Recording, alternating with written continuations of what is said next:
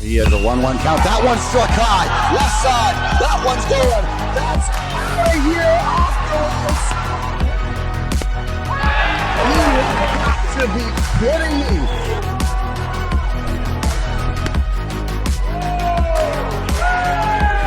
Oh, here you go.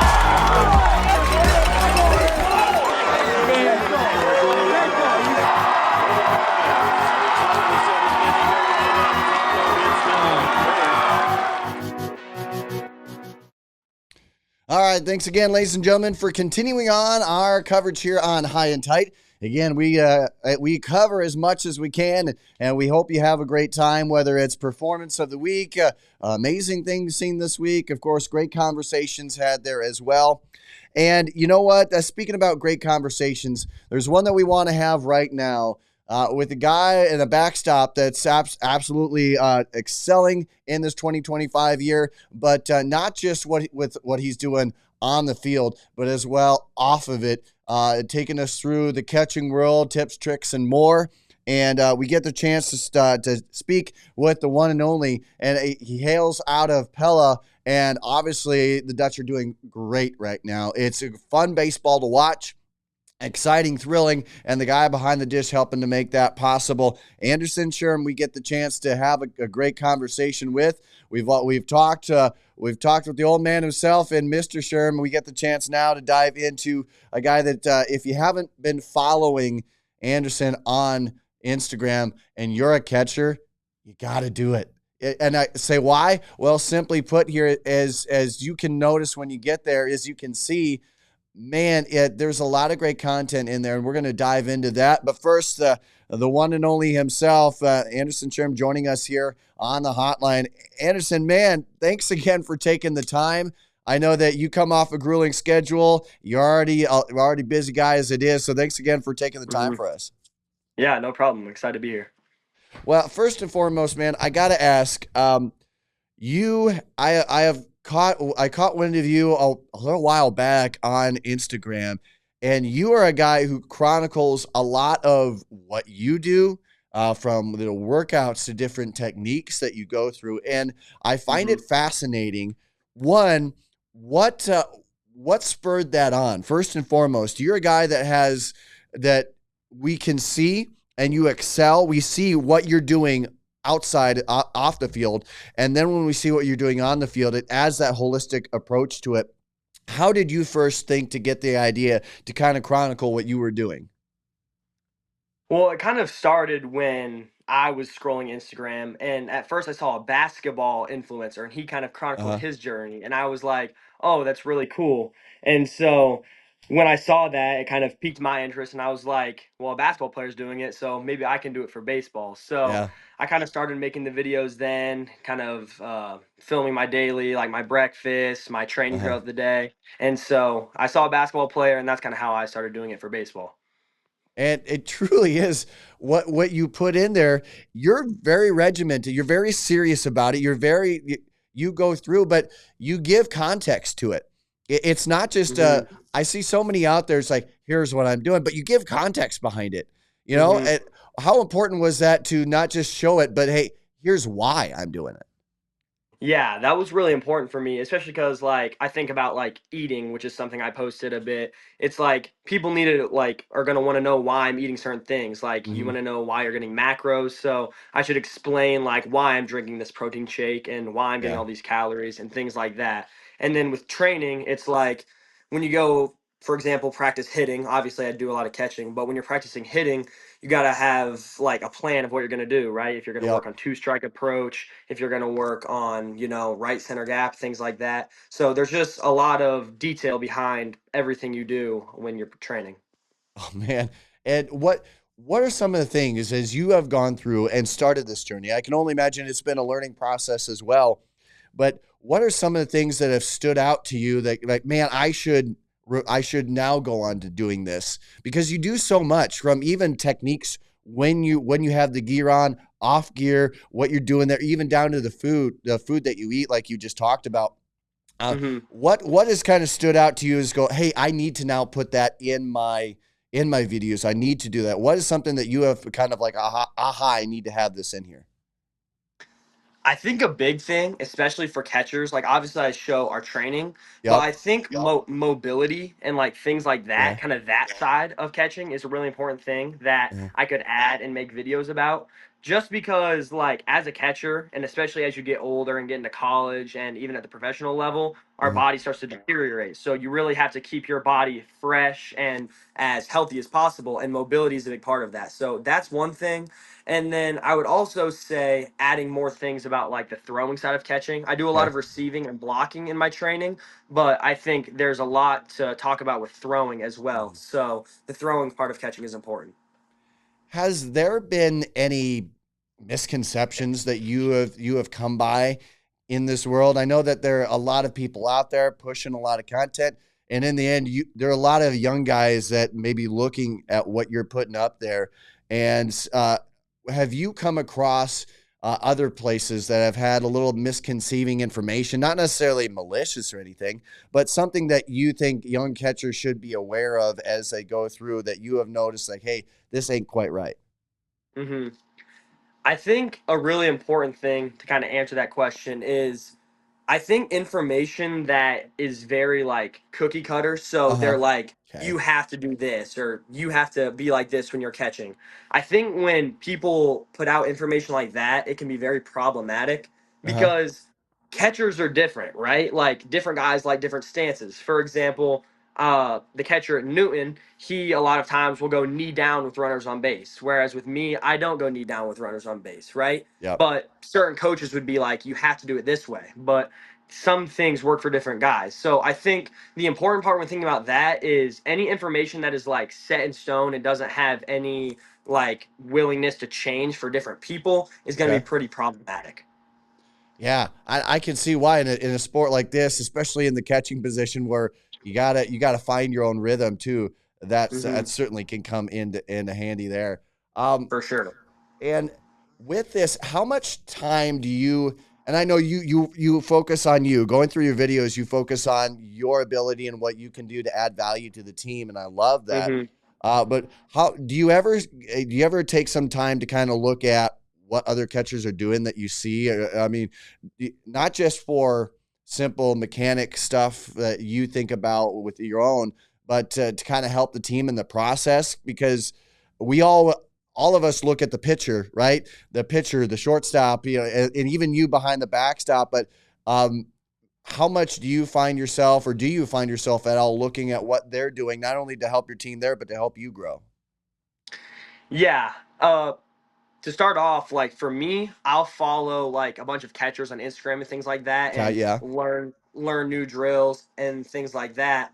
But then also in a team aspect, like there's a lot of things you can look at during games, like look at okay, the opposing team's catcher to uh-huh, help your team on the bases. So if you're noticing the catcher like lobs the ball back to the pitcher and isn't being lazy, you can take advantage of that and possibly get okay, stolen bases and things like that. And also if you're noticing like a catcher maybe isn't the best at like blocking or doesn't really have that instinct on dirt balls, you can be really really aggressive to take that extra base. So there's things you can definitely look for at an opposing team's catcher to help your team. yeah. And man, so many things that already that you've mentioned that I go, man, during a game, during a thought that so many things that just aren't thought of by others that you're already hmm referencing that you've gone through it extensively. Is there an underrated part of catching? Is there something that in the end that um, I don't want to say there's nothing overrated about the catcher position because hmm man, that's a tough thing to do. That's tough. You're a certain type of breed behind there that I don't think many people can match here. But is there an underrated aspect of the game of catching? One thing I'll say for this is it's becoming less underrated. I would say I think it used to be really, really underrated, but Uh, something that's become really important at the catcher position is the way you receive the ball from the pitcher. And yep, kind of the new school method is you like put your glove close to the ground and then you'll raise it up, kind of like that, like up into the yep, air to kind of so like on a low pitch you'd bring the ball up into the strike zone. got it. And the kind of like the science and studies behind that is like you will get a lot more strike calls when you do that. Like umpires, I don't know like necessarily how it like works in their brain, but you will get a lot more strike calls when you use that method. And So that's kind of an underrated part that people don't think about. Typically, you just think catchers catch the ball and Mhm. pitchers are like the ones throwing the strike. But a lot of times, the way the catcher catches the ball can help pitchers get more strikes. And over the game, it makes a huge difference. Yeah. I can only imagine there. Certainly, one other thing too. Uh, you get into the weather that Iowa has. And Hmm. this has to do with the debate of whether baseball stays where it is right now in the summer or go to the spring. But I got to ask you, you have all that gear on, right? And some people argue in the heat, man, that can cook you a little bit. But on the other side of it, you get really cold, and I Hmm. mean that can play a factor into it here as well. How do you handle the temperature? I mean, what's it like being a catcher through those varying degrees of temperature? How do you kind of handle those, and where do you see yourself preferring? Obviously, we'd love 60 degrees, a little bit of sun, a little bit of wind there. We'd love the perfect time all the time, but Hmm.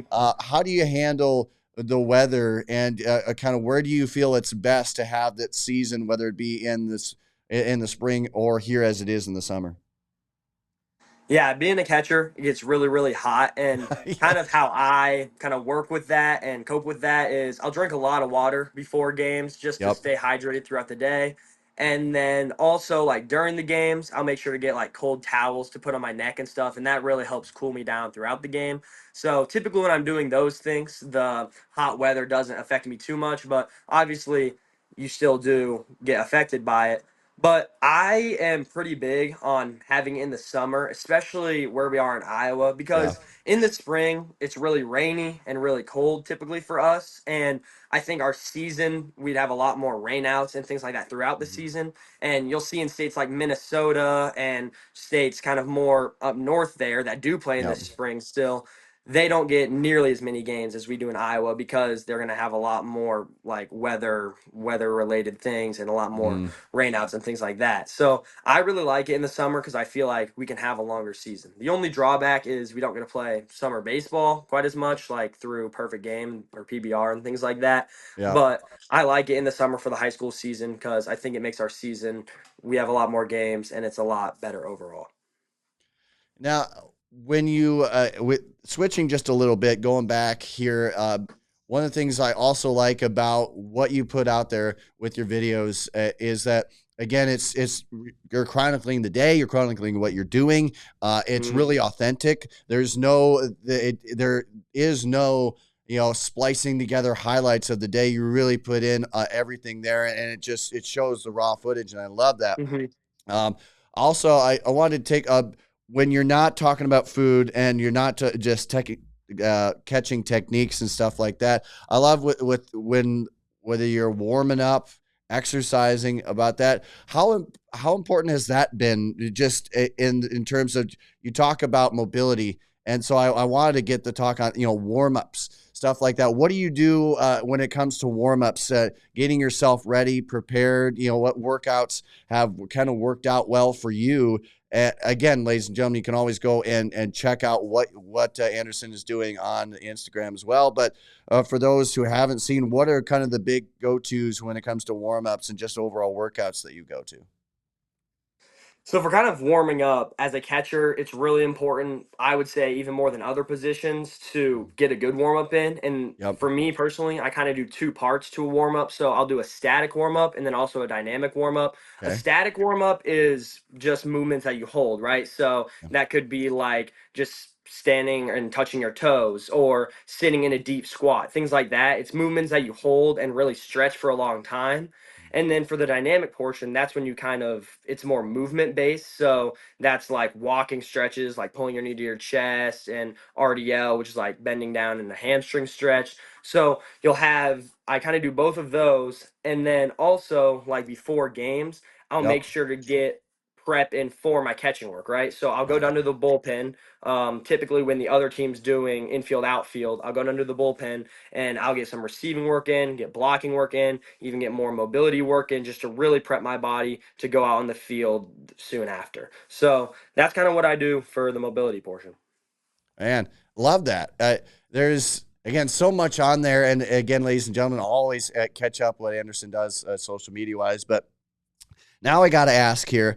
Uh, I guess just got done talking about a whole recruiting conversation, and I know that you've gone through this process here, Anderson, as well. And again, Hmm. congratulations on heading off to the next level here. But I got to Yeah, thank you. ask, what has that process been for you? And I ask that solely from the standpoint of in today's transfer portal world extraordinaire, it just seems like there's, high school guys may have a little bit of a, I guess, I don't know how to say this right, but is it high school guys have a challenge, an even bigger challenge now, it seems like, because they have to now Hmm. go and battle that transfer portal, NIL, if that ever comes into play. How has the recruiting process been like for you throughout all this challenge? What is, take me through just a little bit of how you managed to manage such a complicated process. Hmm. So for me, it kind of started my senior year fall, right? And Yep. that's kind of when, after my junior year baseball season, that's when the schools started reaching out to me. I got D3 interest, some JUCO interest, and a little bit of NAI interest. So that was kind of where that was all at for me. Yep. And then I really kind of decided I wanted to go the JUCO path. Mhm. And the reason for that was just because at the D3 level, especially, the amount of training you get with the team in the fall is a lot more restricted than at the Yeah. JUCO level. At the JUCO level, you can do a ton of training in the fall, and it's a lot of hands-on work from the coaches, so you'll get good instruction, right? But Yep. at the D3 level, you can still train a ton by yourself, and you can get a lot of good work in, but the hands-on work that you can do with the coaches is a lot less. So Yeah. I ended up picking the JUCO route just because I thought that would be better overall for my development. And then I ended up on Marshalltown because one of my former coaches that I put, or he coached me all throughout travel ball and things like that. He Yeah. actually got the assistant coaching job there. So that was a really big factor. And I love playing for him. And I thought being able to be with him for 2 more years would be amazing for my development. So that Yeah. was kind of my process. And then I just feel like with the new transfer portal stuff, the big thing is you have to just really think about where you're going to develop best, right? Hmm. I mean, it's important to think that like everybody can transfer anywhere now, but you still should try to go to a school that you think is going to fit you well and that you're going to be loyal to, right? Because Yep. you don't want to just go to a school thinking, "Oh, I'm going to go here and get out of here in 1 year" if you're going to like a D3 school. Whereas kind of the JUCO path, I mean, you're going there for 2 years, but that's how it is. So Yep. I think it's important to still be loyal to your school and things like that. And then another thing I think is really important, and this is kind of going in a different direction, but Hmm. I think as a baseball athlete, it's really important to be patient in the process, right? Yeah. Because a lot of players or like colleges can start reaching out to you in your junior year, Yep. right? And for me, especially, and for a lot of players, I didn't get any colleges reaching out to me at right as my junior year started, which would be after my sophomore season. No Yep. colleges reached out to me. And a lot of players will get kind of stressed out about that and be like, where are colleges? Am I going to even be able to play in college? But if you stay patient, right, and you get through your junior season Yep. and have a good season there, that's when a lot of schools will start reaching out to you because really the only schools that are recruiting players in right after their sophomore year is like D1 schools, those top caliber schools. But the JUCOs, the D3s, they're going to be looking for your class more after your junior season. So it's Hmm. important to be patient throughout the process and just trust the process that as long as you keep working hard and really focusing on performing well, that the schools will come. Yeah, and certainly they did come for you. And again, congratulations. The Tigers are going to absolutely rock it with you there. And Hmm. I'll be honest, Anderson, I'm okay waiting just a little bit to see just another bit here in a Pella uniform. And speaking of Pella, one thing I wanted to get the take on. I chatted with Lake Cowman before during that PBR Spring League, and I wanted to get Hmm. to you at this as well. Last year you guys kind of took the world by storm in a sense. I don't necessarily want to say surprised everybody, but you kind of blew by some teams, and last year kind of started right off the bat a little rough, and in the end you made it to the state tournament. What was that season like for you? Simply from the standpoint of you guys ended up being again one of the top 8 teams in 3A. What was that season like? How do you captivate and culminate that? Yeah, that season, it was kind of a crazy season and a really fun season being with that, right? We didn't have any seniors last year, so Okay. it was like a ton of young guys on our team, and we had a lot of talent, but we never really had all been on the field and been able to put that together before Yep. the season. So kind of at the start, we knew our potential was super high, but also we're all young, so we have to really lock it in. So Hmm. we didn't necessarily start off the best, right? We lost our first game of the season, things like that, but as the season went on and as we got forward, we all started really clicking together. And it was just a lot of fun. We had really good like team chemistry overall, and as the season went on, we kept growing stronger and stronger, and that led us to have that really good push late in the season. We were able to win our sub state and go to state, and while obviously it didn't end where we wanted to there, overall it Yeah. was a really good season, and it gave us a lot of confidence going into this year with how good we did last year. And you're rolling this year. A strong season. The schedule certainly doesn't give you any favors Hmm. right off the bat. And Hmm. again, conference wise, again, that's only going to get it just gets more and more and more and challenging. And you go through again this conference, which has all has the gambit here, 4A, 3A squads, and so here you are. I got to ask, what are your thoughts on the season that you guys have had so far? I mean, in the end, 12 wins. I think a lot of teams would give their left arm, just to have 12 wins at this point. You guys, Hmm. I mean, just 3 losses at this point, 2 of them coming within conference, too. You're always going to Hmm. get beat up in the conference, but you DCG, Indianola, Norwalk, even Oskaloosa, they're having a strong season this year Hmm. as well. And one of the things I got to ask, too, what are your thoughts? How much have you guys translated from last year, what you're doing this year? Again, knowing that you didn't have any seniors that left the roster.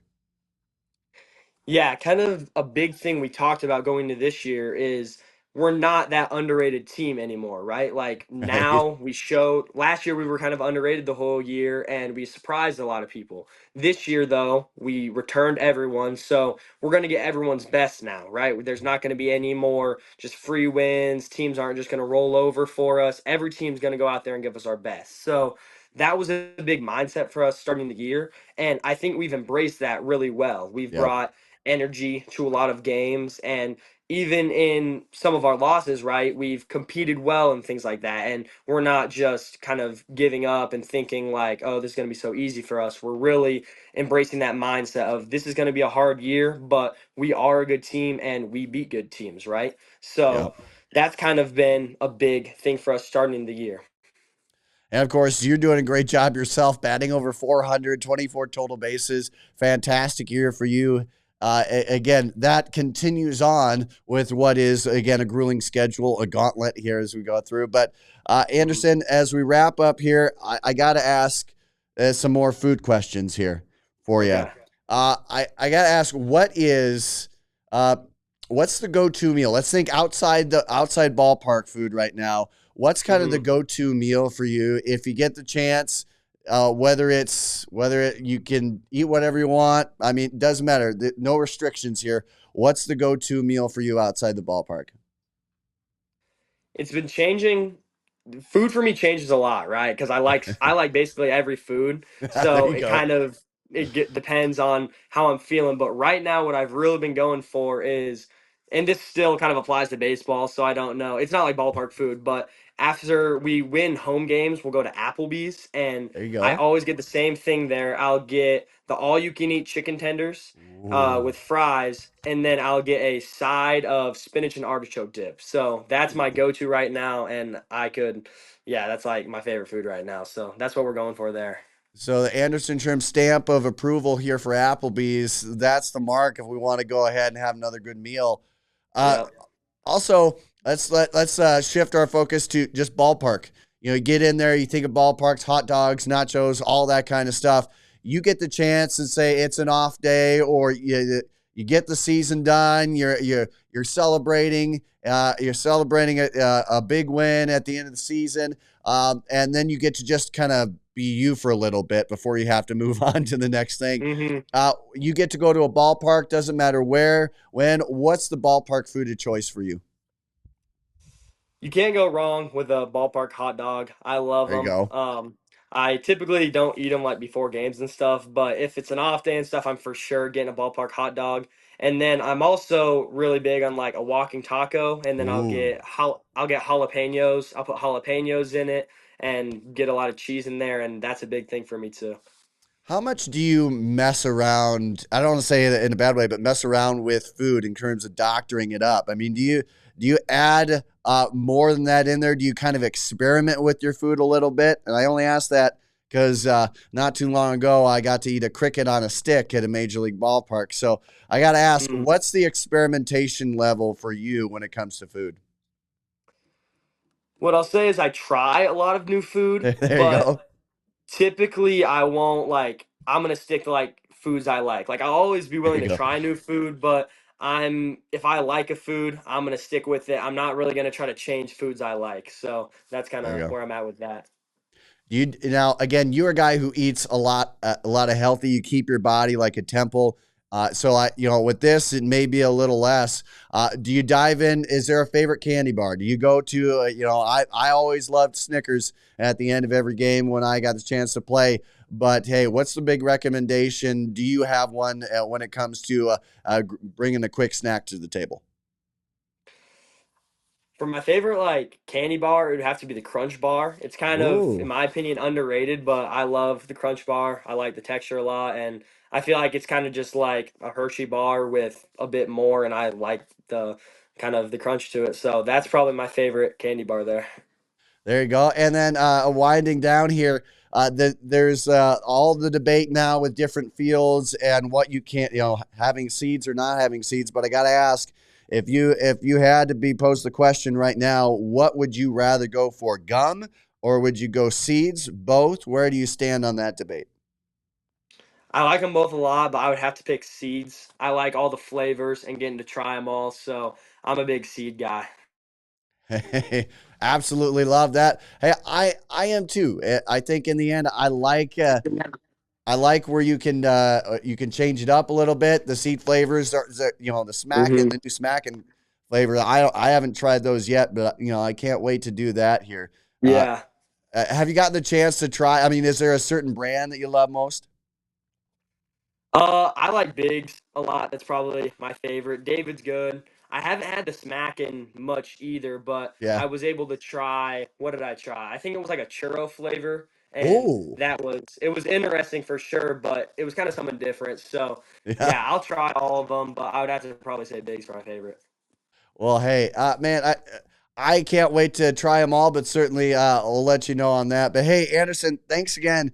Everybody, check out what Anderson Schirm's got going on Instagram and follow what he's doing. It's really fun to see as he chronicles organically what he does. But man, thank you for not only just excelling on the field here, but thanks again for what you do. A lot of young catchers out there have a lot of good content to look at, so appreciate it. Yeah, no problem. Thanks for having me on.